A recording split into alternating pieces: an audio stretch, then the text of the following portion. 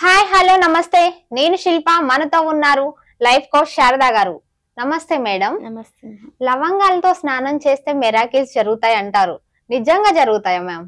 తప్పకుండా మెరాకిల్స్ ఎందుకు జరగవు? మెరాకిల్స్ జరగడానికి మనం అన్ని ఈ సృష్టిలో అన్ని మెరాకిల్సే. మనం పుట్టడమే ఒక పెద్ద మెరాకిల్ కదా. అవును. ఎవరికి పుట్టాము, ఎలా పుట్టాము, ఎక్కడ బర్త్ తీసుకుంటాం అనేవన్నీ కూడా మనకేం తెలియకోకుండానే జరిగిపోతాయి కదా. ఇదే మన జన్మే ఒక పెద్ద మెరాకిల్. అలాంటి మెరాకిల్తో లవంగాలు మెరాకిల్ కాదని మనం ఎట్లా చెప్పగలం? లవంగాలు లక్ష్మీ కటాక్షానికి చాలా చాలా చాలా పవర్ఫుల్ టెక్నిక్. మనకు ఒక పంటి నొప్పి వచ్చింది ఫర్ ఎగ్జాంపుల్ అంటే, అంత ఆయుర్వేదిక్ మెడిసిన్లో చూసుకోండి, నవ్వేడేస్ ఇంగ్లీష్ మెడిసిన్లోకి వెళ్ళండి. మీకు ఒక టీత్ పెయిన్ వచ్చింది అనుకోండి, ఫస్ట్ డాక్టర్ ఇచ్చేది లవంగాలతో చేసినటువంటి తైలం, అవునా కదా. అది ఫస్ట్ ఇచ్చి ఆ తర్వాత మనకు క్లీనింగ్ చేస్తారు. లవంగాలు పేస్ట్లో కూడా లవంగాలు వేస్తారు. ఎందుకంటే క్యావిటీ ఏమైనా ఉన్నా అవి బయటకు వచ్చేస్తాయి, పెయిన్ ఉన్న రిలీఫ్ చేస్తుంది అని. అదే దాన్ని మనం మెడిసిన్గా తీసుకుంటాం. చెక్క లవంగాలన్నీ వేసి కూరల్లో వేసుకుంటూ ఉంటాం. అదే లవంగాలతోటి మనము స్నానం చేస్తే కనుక మనకు నెగిటివ్ ఎనర్జీ అనేది ప్రతి మనిషికి ఉంటుంది. ఎంత సంపాదించినా కూడా అది డబ్బు అనేది నిలకడగా ఉండదు కొంతమందికి. అది విశ్వంతో ఏర్పడినదే లవంగం. లవంగానికి ఉన్నటువంటి శక్తి మనకు అంత ఇంత కాదు. ఆ లవంగాలతోటి మనం చూర్ణం చేసి కషాయం లాగా తీసుకోవచ్చు. ఆ లవంగాలతోటి మనం పౌడర్ చేసి ప్రతిరోజు స్నానం చేయొచ్చు. ఒక్కొక్క దాని గురించి మనం లవంగాల గురించి చెప్పాలంటే ఒక 20-30 టాపిక్స్ చెప్పచ్చు. అంత ఔషధ గుణాలు ఈ లవంగాల్లో ఉంటుంది.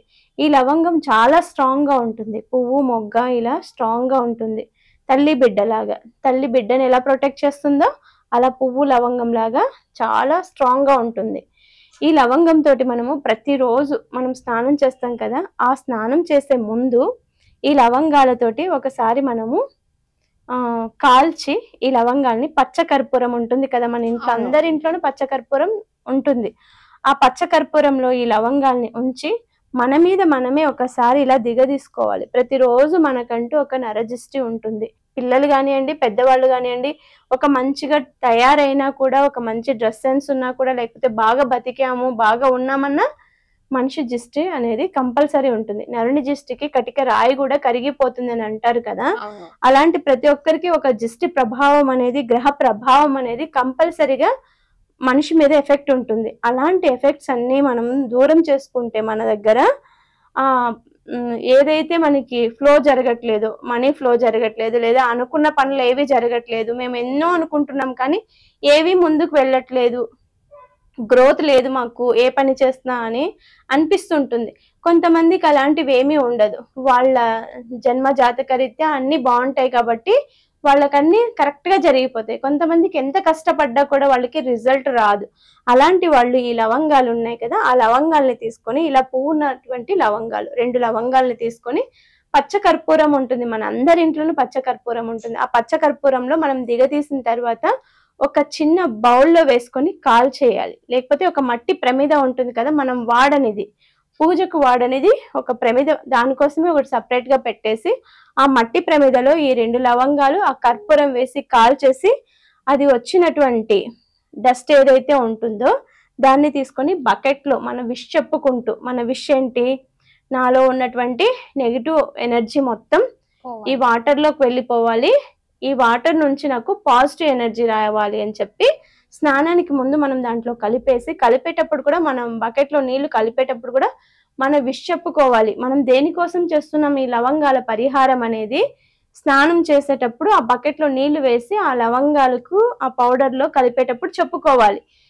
నాకు ఏమి అనుకున్నా నాకు ఎనర్జీ లో అవుతుంది, నాకు కొంచెం ఎనర్జీ కావాలి, ఈ విశ్వంలో అనేకమైనటువంటి సంపదలు ఉన్నాయి, నా ఎనర్జీని డౌన్ చేస్తున్నాయి, అవి నాకు కలిగేలాగా కావాలి అని చెప్పి మనము పాజిటివ్గా మళ్ళీ ఒకసారి అనుకొని వాటితో మనం ప్రతిరోజు స్నానం చేసి మనం బయటకు వెళ్తూ ఉన్నాము అనుకో, మనలో ఉన్నటువంటి రోజుకి నెగిటివ్ ఎనర్జీ అనేది 100% తగ్గుతుంది. పాజిటివ్ ఎనర్జీ మనం ఏమేమి అనుకుంటుంటామో అవన్నీ కూడా 100% ఈ లవంగాల ద్వారా జరుగుతుంది. ఈ లవంగాలతో 1-2 అని కాదు, చాలా చేయొచ్చు. మనకు లక్ష్మీ పూజకు వాడుతాము లవంగాల్ని, వశీకరణ చేయటానికి కూడా లవంగాల్ని వాడుతాం.